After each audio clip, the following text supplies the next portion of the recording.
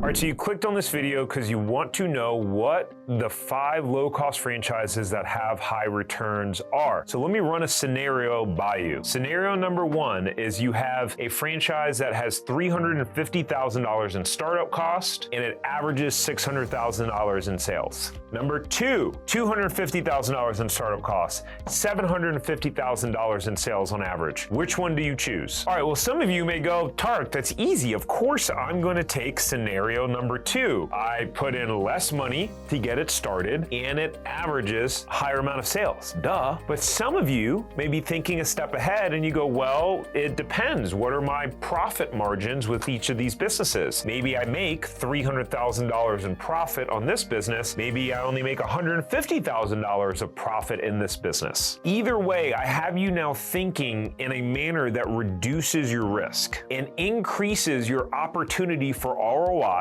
return on investment, through an important metric and phrase that most people never think about or haven't really heard about when it comes to buying a franchise. And that is something that I will call your sales to investment ratio. And so we're gonna dive into what the sales to investment ratio is, how it works, what you need to know about it. We're gonna go through that all throughout the rest of this video. And then we're going to dive into the 5 low-cost franchises. But it's important that you understand this concept and how it works before we dive into them. Now, if you're new here, my name is Tarek Johnson, and I bought and owned multiple franchises in California and Florida and used it as a way to get myself free from corporate America. And today I am the CEO and founder of a company called Franchise Empire, where we have helped hundreds of individuals just like you find, vet, and launch proven money-making franchises. All right, so here's the cool part. This video on the 5 low-cost franchises has an accompanying 17-page PDF breakdown that lists the names of the franchise as well as the startup cost, the average sales, and including a breakdown about the businesses. So if you want to get even more specific information about these 5 low-cost franchises, then go ahead and download that accompanying PDF. You go to franchiseempire.com/low cost. We will leave the link down below so it's super easy for you to click and go grab it. Okay, so let's talk more about the sales to investment ratio. So here's typically what I want to see as a sales to investment ratio to determine if a franchise is a good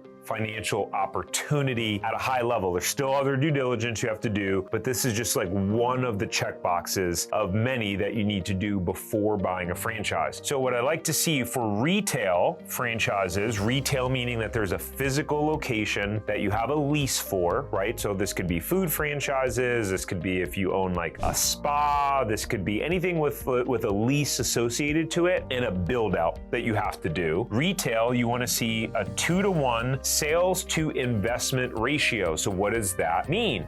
Well, on average, if the franchise cost $400,000 to get open, then what do you think the average sales that I want to see is? 2 times that, right? So $800,000. If you buy a franchise that is a retail-based franchise that has a build-out associated to it, and the average sales are not about 2-to-1, it is nearly impossible for you to be able to make money with that franchise in terms of take home. Once you start calculating, number 1, the profit margins, number 2, your cost of debt, right? What's called your debt service. Because even if a franchise, as an example, let's say it's doing $800K in sales, and let's say it has a 15% profit margin, right? So 15% of 800,000 is 120,000. So $120,000 in profit, right? To get something open for $400,000, let's say you put about the 20% down that you typically will, finance it with an SBA loan, your payment will be approximately $5K a month for your SBA loan. So that's minus $60K from your profit margin,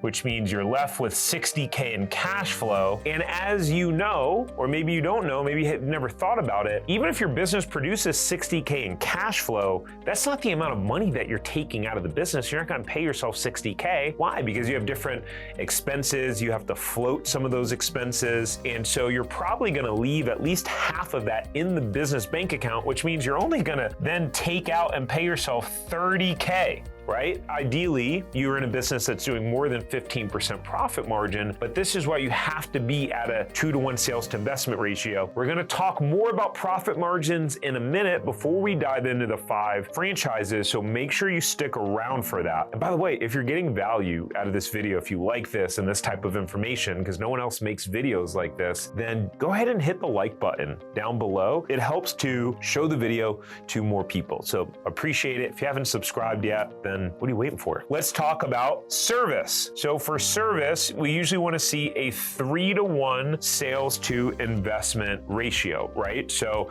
pretty simple there. Just use easy math. If it's 250K in startup, then we want to see average sales of about 750K in sales. So this is not a super hard rule. It does depend on each specific business, and as you learn in talking to other franchisees, as you go through your vetting process with the franchise, you'll be able to kind of dig in and learn a little bit more about the costs and the margins of the business. But this is a general rule to keep in mind just to understand the overall financial opportunity of a franchise. And it's wild to me the amount of people that wind up buying crappy franchises that do not have a proven track record of success, and that the ratios are all off. And then it gives franchising a bad name because you've got these crappy franchise opportunities out there where people aren't making money, and the franchisors continue to bring people in as franchisees when they know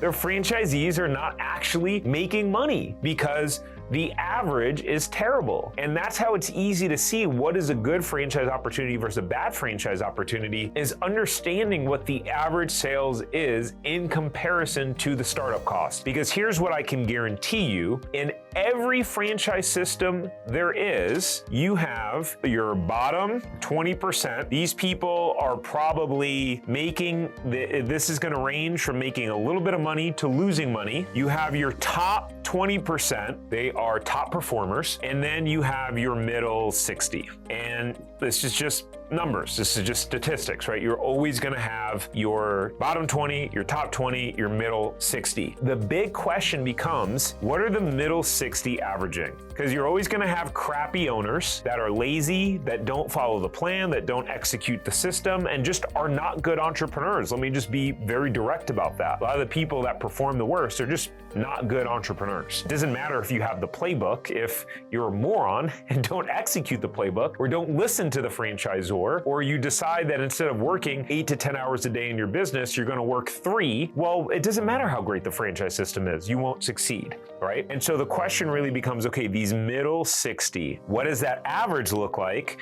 And then if the averages check out, that's what you plan for. And if you're able to become a top performer, great, then the numbers and the ratios just get even better for you. But you never go into a franchise opportunity thinking, in order for this to work for me, I have to be one of the top performers. If that's how the numbers wind up playing out, I just don't think that's a smart risk to take. Okay, so some of you are thinking, all right, Tarek, sales to investment ratio is great. We just want to know the 5 franchises. We're going to talk about profit margins first, then we'll get into the 5 low-cost franchises. But again, you can download the accompanying PDF and you can get it at any time, if you don't want to walk through some of these other items, but they are very, very important. So my recommendation is to stay. But now what we're going to do is we're going to talk more about profit margins. Okay, so why is profit margins important? Well, because any time that I've made content and videos around average sales of franchises, the number one thing that people just start tearing it up in the comments is, sales don't matter. Profit is the only thing that matters. And I'm going to tell you why that is true and not true through this example, and it's a little bit of a trick question. So let's see if you're thinking ahead here. Okay, so here's another scenario. Would you pick business number 1 or business number 2? Business number 1 does 1 million in sales, 100K in net. Business number 2, 1 million in sales, but 150K of net profit is what it shows on the profit and loss statement, right? So we're imagining that on our profit and loss statement that we have our bookkeeper create, because all real entrepreneurs have bookkeepers that create monthly profit and loss statements for them, and they look at it to be able to determine what decisions they need to make for their business. If you don't have a profit and loss statement for your business, it's like trying to drive drive without a speedometer, right? It's like a pilot trying to fly a plane without gauges. You need to know your numbers in your business. But so, okay, we're looking at the profit and loss. It shows $100,000 in profit, $150,000 in profit. Which one do you choose? Easy, right? I am 100% choosing the business that shows $150,000 in profit, right? Well, let's dig into this a little bit more. And this is why when people ask me about profit is very deceptive, okay? So as an example, in this business, it shows $150,000 on the profit and loss, right? But guess what? The owner is on payroll. They show up then their expense of their, let's say they pay themselves a $60,000 salary, but that salary is listed as an expense on the P&L. So if you just start adding that back in, there's what's called SDE, which stands for Seller Discretionary Earnings, which is the total financial benefit that the owner is receiving from their business. They're already at 160. They're higher. But all of our keyboard warriors that are experts in business, they're saying, Tark, profit is the only thing that matters. Okay. Profit is the only thing that matters. I get it. So they're already making 160. And then let's say they also spent $10,000 because they went to go to a franchise conference for 2 days, but it cost them 10 grand because they brought all of their family with them. They stayed an extra 3 or 4 days and they paid for it all through the business. That is a financial benefit that the owner now gets. So now we're at $170,000. And then also turns out that they run their car payments now through their business because the majority amount of driving that they do is for their business and the business owns the vehicle. And again, make sure it's all kosher with the IRS and the way that you track and all that stuff. But their car is under their business, $500 a month. That's $6,000 for the year. So this is now $176,000 in financial benefit, but you chose this one because it showed $150,000 in profit on the bottom line. Most business owners, their goal is not to show as much profit on their profit and loss statement as possible. Most business owners want to show just enough profit on their profit and loss so that they can still,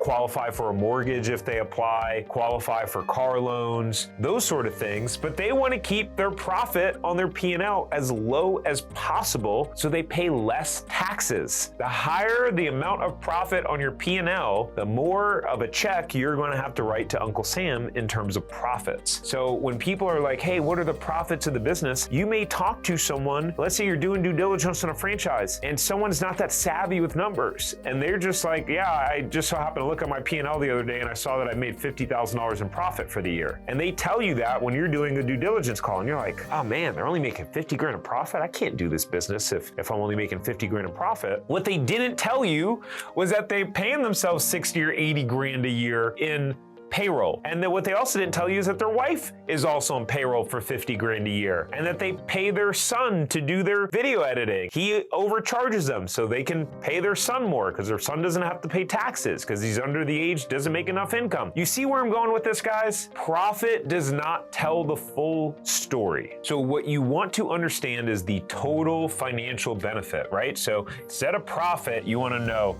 total financial benefit. The other concept that you need to know before profit margin is the time invested. Time invested is super important. Looking at this, you go, okay, cool, I'll take this one. This guy's doing, or gal, is doing 176 on $1 million in sales. This one's doing 150. I'll take 176 all day. Will you? Let me ask you a question. Let's say you found out that business owner number one is working 60 hours a week on average in their business, and they do almost everything. So maybe they have 1 or 2 employees, but their business relies on them. Every single thing runs through them. They have to make every decision in the business. They do the sales, they do the fulfillment, and so they're working 60 hours a week. But then this business owner, you find out they're working 35 hours a week in their business. They have a team of 8 people, and the business owner recently went on vacation and their business still ran at, let's say, 80% of its potential without the owner there. Now, which business do you take? Do you take the business that is profiting more and has the most amount of financial benefit for the owner, but they're working 60 hours a week? Or do you take the one that's working 35 hours a week? Pretty obvious question,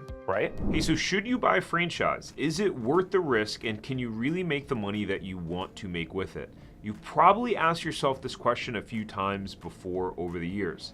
How do you answer it with confidence and certainty? That's exactly what our Franchise Buyers Academy answers. The only way to know if you should buy a franchise and if you can make the money you want is by getting a behind-the-scenes look. Instead of wasting hours of your time scouring the internet and the top franchise list, come get a behind-the-scenes look on everything you need to know before buying a franchise.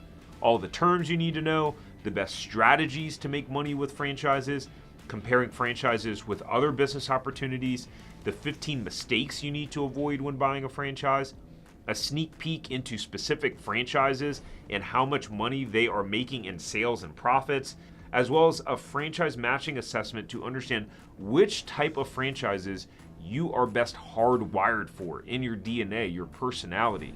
And we also map out exactly how to scale into multiple locations and fund it, and then how to eventually sell your business for a lot of money, and there's more. So you can get access to our Franchise Buyers Academy at franchiseempire.com/FBA. I'll see you there.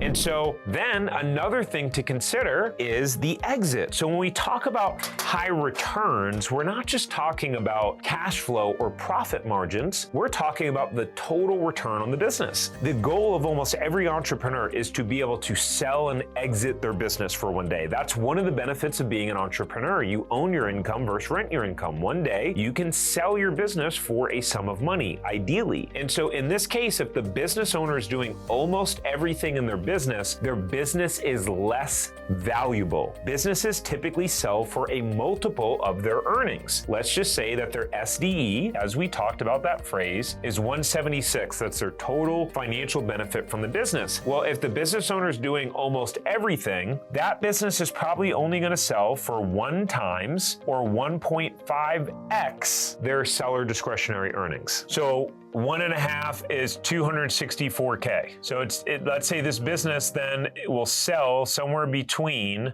176 and 264. But this business, because he has a team in place and the business can operate without him, it can produce sales without the business owner, and those sales can be fulfilled, meaning the service can occur without the business owner, then this business is worth 3x, maybe even 4x. It's typically actually going to be somewhere between 2 to 4. So let's just say 3x. That means that that business is worth $450,000 if that owner would go and sell it.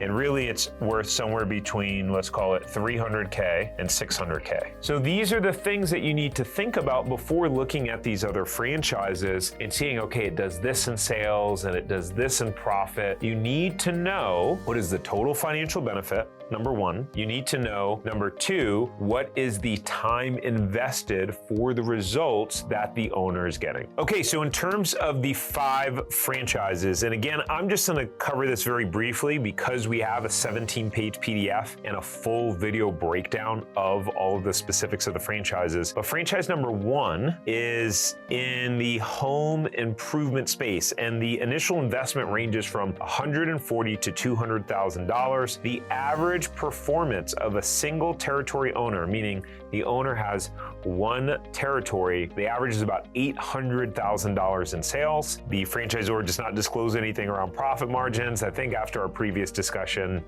we're probably good on that, right? And then they share that owners who own 2 territories on average do sales of about $1.4 million. Franchise number 2 is also in the home improvement space. This is doing bathroom remodeling.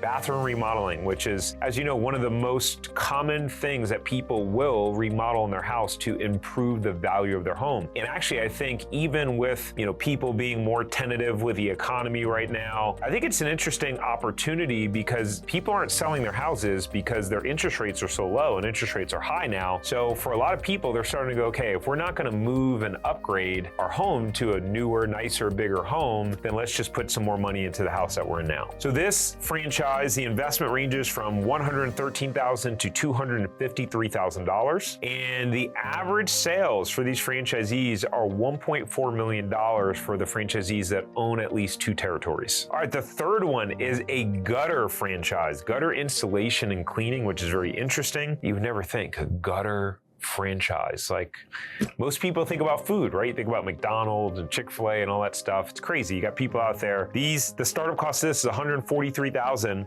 to $205,000, right? So very cheap. My first franchise was $340,000 is what it wound up being to get that thing open. Meanwhile, these franchisees, it shows that $1.2 million in average sales with adjusted profit of $392,000. That's pretty crazy. Number 4 is a fencing franchise. So what are we looking at here? In terms of startup costs, somewhere around between $130,000 to $200,000 in startup costs. The average sales, the bottom third was $1.1 million in sales.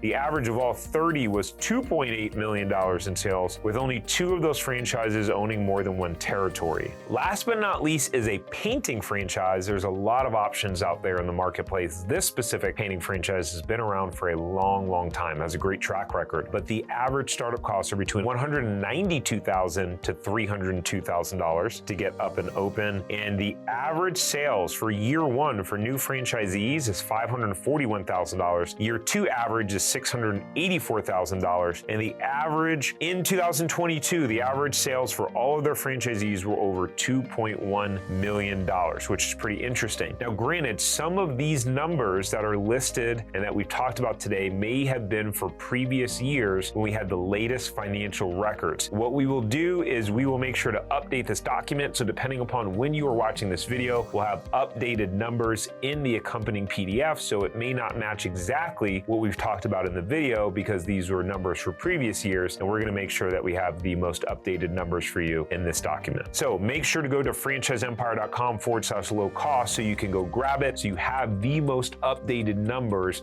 for those franchises, and you'll be able to see the names of the franchises that we talked about. And even if you wanted to see if these franchises were available in your area, in your market, and go, hey, could I open one of these bad boys? Then our team will be able to check and see if your territory is available for you. All right, now that you have a bunch of solid franchise opportunities to look at and you are equipped with some of your knowledge around sales and profit margins, you're probably thinking, what else do I need to know before buying a franchise? And in this video, I break down the specific things that you need to know and what you should look for before buying a franchise so that you can make sure to reduce your risk and protect your investment and make a really good buying decision. So go ahead and watch that video and look forward to seeing you on the next one.